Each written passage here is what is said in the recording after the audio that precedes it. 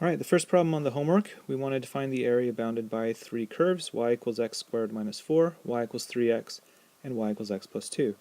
So we're interested in the area that's bounded by those curves, as shown in the original homework. So if we want to do this, the first thing we need to do is we need to find out where these curves intersect. Finding an intersection point corresponds to solving equations. So if I solve x squared minus 4 equals 3x, I'm able to solve for where the parabola and the line y equals 3x, which is green, intersect. So we find two intersection points when we solve these equations. To solve this equation, I'll subtract 3x to the other side. X squared minus 3x minus 4 equals 0.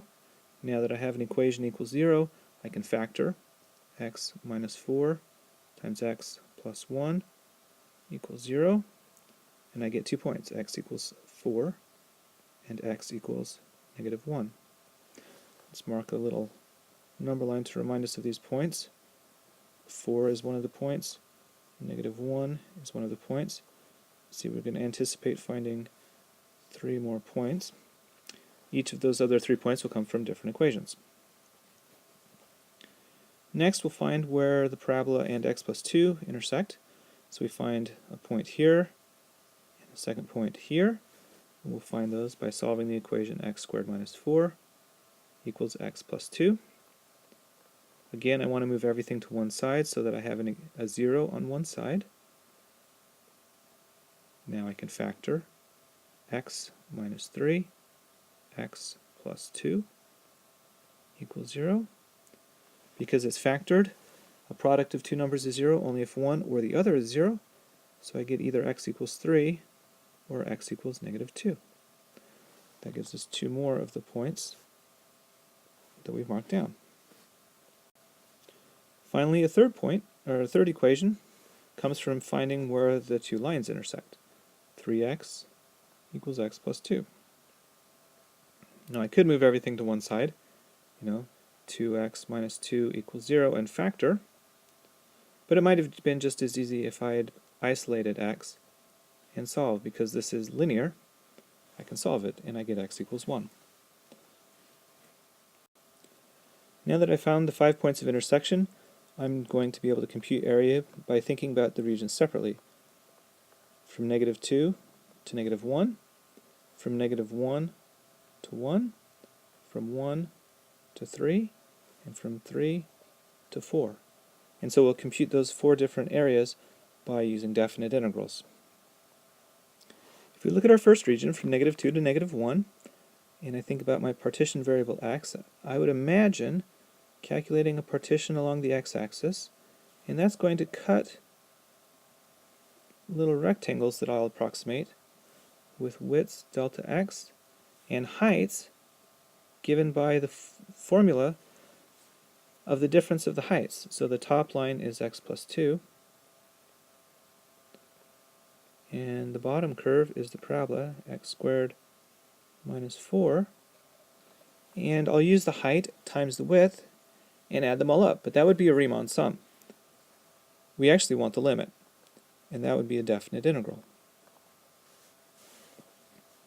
So we'll calculate a definite integral from negative 2 to negative 1 of the difference, x plus 2 minus x squared minus 4. So 2 minus negative 4 is plus 6 minus x squared. There's the height. dx replaces delta x in the limit, and that is our width.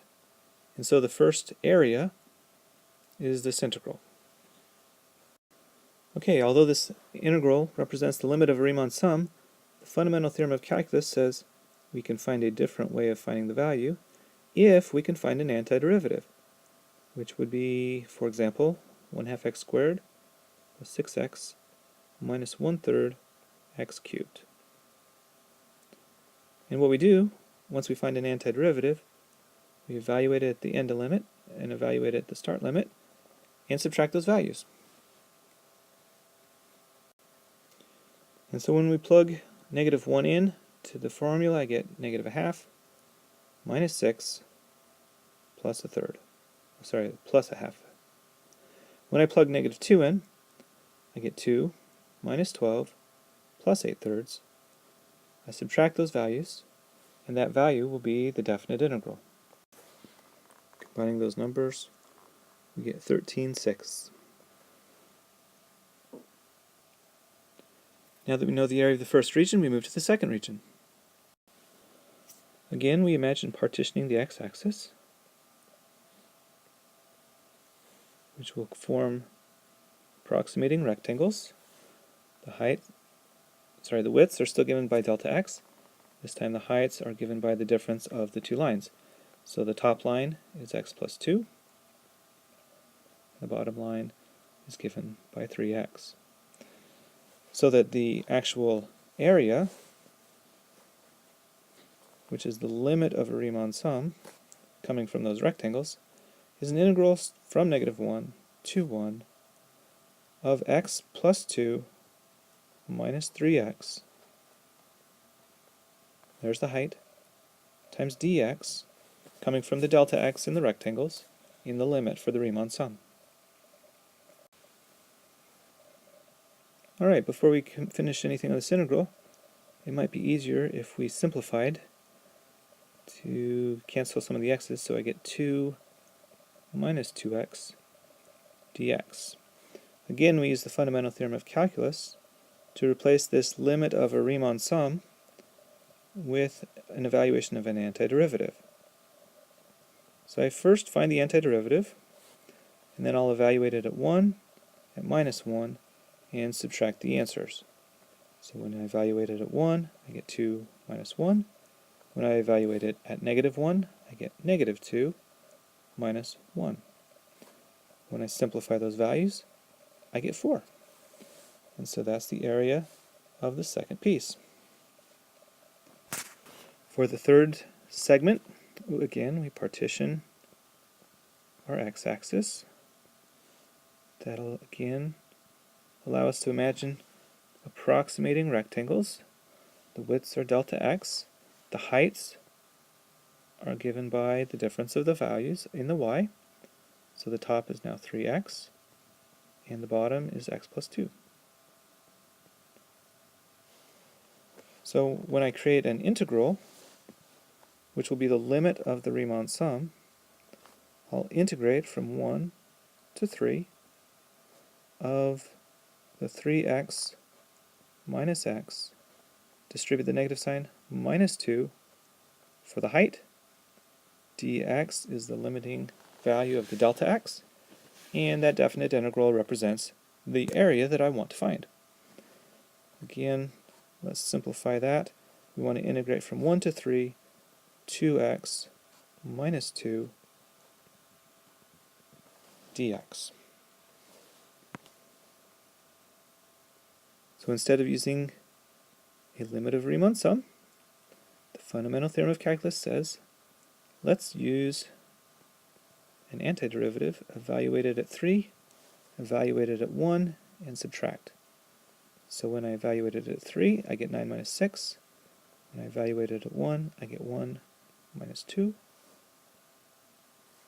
And I get a value of 4. And again, we found the value of an area using a definite integral. Well, hopefully the idea is clear now. The fourth piece, I'm going to add all the rectangles from 3 to 4, where their heights are given by 3x, minus x squared minus 4, distribute the negative sign. There's the height. The width would be a delta x. In the limit, we get an integral using dx. The fundamental theorem of calculus allows us to replace that limit of a Riemann sum with using an antiderivative evaluated at the endpoints. So we'll evaluate this polynomial at 4 and at 3 and subtract. And so when I evaluate that polynomial at 4, I get 24 minus 64 thirds plus 16. When I evaluate it at 3, I get 27 halves minus 9 plus 12. When I subtract those and simplify, surprisingly, I again get 13/6.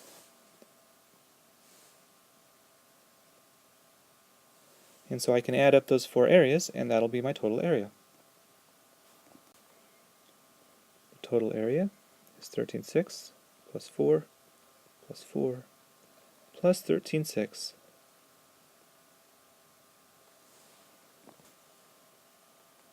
Which has a value of 37/3, or 12 1/3. And that's our final answer.